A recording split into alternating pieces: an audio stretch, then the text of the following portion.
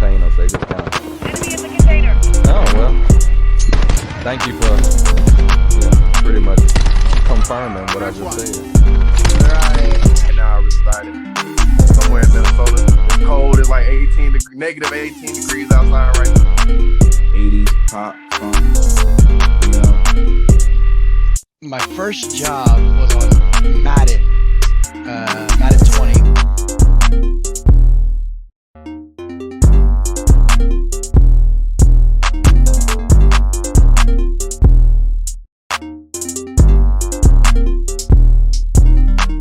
Hi everyone, my name is Asia Ashley. Professionally, I am a QA tester at Gearbox Software, but on the side, I like to do character design and concept art. Okay.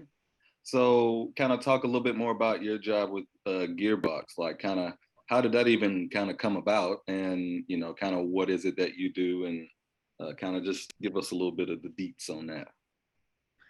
Okay, so when I was applying for jobs after I had freshly gotten out of college, Gearbox was one of the very first companies I applied for. I didn't get in, which was like kind of a bummer, but it's like, you just got to keep on pressing on. Mm-hmm. And so I just picked up a lot of odd jobs. I was working at a cinnamon roll place. I worked at a Philly cheesesteak place, UPS, for about maybe 8 or 9 months before I finally reapplied at Gearbox again as a QA tester because they were looking for some at the time. Mm-hmm. And a dear friend of mine, she was kind enough to look over my cover letter and like make sure it was nice and tidy for me to send off to the company. And I wasn't totally expecting to hear anything back, but to my surprise, I did hear something back and they called me in for an interview, which I was elated about. And this was back in 2019 when I got hired at Gearbox, and I've been with the company for about 3 years now. I test video games, and a lot of the tasks that go with testing video games is checking for bugs, crashes, any abnormalities that would interfere with end users such as yourself, 2-4, or anyone else that would interfere with the overall experience of the game. Mm-hmm. The last line of defense before the game is shipped. Mm-hmm. So we have to go in, make sure all the bugs have been taken care of, they've been regressed and verified, and make sure that the game is nice and clean and it feels good, plays good, and looks good. So how easy is it to get to that position? How difficult is it? How did you kind of navigate, your few years kind of getting into the company? That's an interesting question.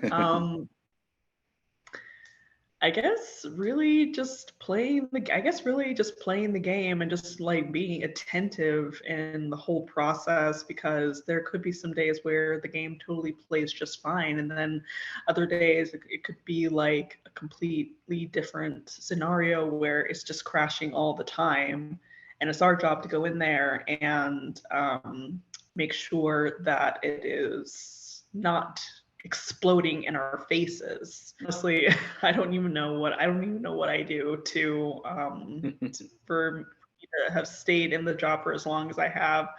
Personally, I just think I'm really lucky, and I'm thankful to be in this role, for real. I always pay attention to the really visual issues, like the ones that stand out the ones that stand out that are just really in your face. Mm-hmm. And I always find some of the most complicated bugs. Sometimes it's even the most minute bugs, but they make a difference at the end of the day. Games are getting bigger and bigger. There's going to be obviously more bugs to kind of see and deal with and stuff like that. Kind of how has that progressed with your job as these games start to get incredibly large as far as open worlds and all this different stuff? How much more difficult has that made it for you, to find these bugs and to catch all of this stuff? It's made it a little more challenging, I would have to say. because there's so much more to test, and you never know what exactly is expected or what's unexpected. I guess our whole rule in QA is if it looks like a bug, treat it like a bug, and then send it in to the developers, and they'll say like, oh no, this is working as intended, or no, this is definitely not something we want for the end users to see, so we're going to fix that lickety split. How does that kind of translate to when, like, say there's a crunch for a game that's like, you know, people are so excited for it to come out, and it might be getting rushed to the finish line, like, and it might have a ton of bugs like at the end, and it's kind of your job to kind of clean up as much as possible. Like, how does that sort of scenario kind of work out for you?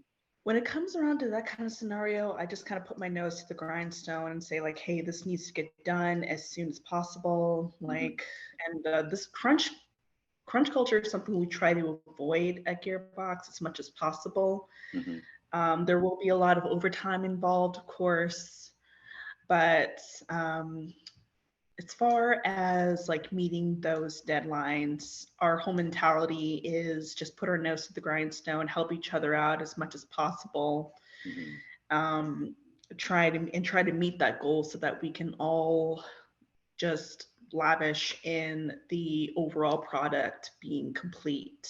When you're like, say, on a single, you know, project, like how long could it take for you to like find that bug, or like, you know, find the workarounds to like fixing it? Like, kind of, what is that timetable like? Could take several hours to weeks, I think. It really just depends on the severity of the issue. But we do try to find it as quickly as possible. And yeah, it doesn't really take us terribly long, because we always try to work together to make sure that we try to isolate that issue, try to find a workaround for it if there is one. Is there anything like, you know, you're kind of working on now that you're kind of excited about, or like, is there anything kind of, you know, popping up in your world as far as the gaming side and the QA side? I can't really speak too much about what we're working on, but I am very excited for you and other players to finally get their hands on it whenever it comes out. Go into a little bit more of like, you know, what you'd like to do as far as like, you know, what you're creating, or whatever you're passionate about. Like I mentioned before, I love character design, and that goes hand in hand with animation. I've always loved animation since I was just a little thing. I like animation more than I like video games. I'm a pretty casual gamer, to be perfectly honest. Like, the only games I've really played obsessively is Hades. Are you familiar with Hades at all? I've played a little Hades, yeah. Hades goes hard. I'm not gonna lie. Like, it goes real hard. I was obsessed with that game when it first came out. I've just been kind of doing a lot of stuff on the side and building up my portfolio so that I can eventually apply for the concept artist job there or at other studios, whether it's in video games or animation. So I was gonna say, is that ultimately what you want to do? Is, you know, I guess being, you know, I guess an animator, or, you know, some type of animation studio to where you can kind of freely do, you know, whatever it is that you kind of want to do? That is ultimately the end goal. Yes, I would like to work at either Gearbox as a concept artist, or if that does not work out, I would like to work at another animation studio or a video game studio, be a character designer or a concept artist. That's been my whole goal for many years, and it will continue to be my goal until I get there, and then my goal will change and I'll want to do something bigger and better, and just really get myself out there and just become like a badass artist, essentially.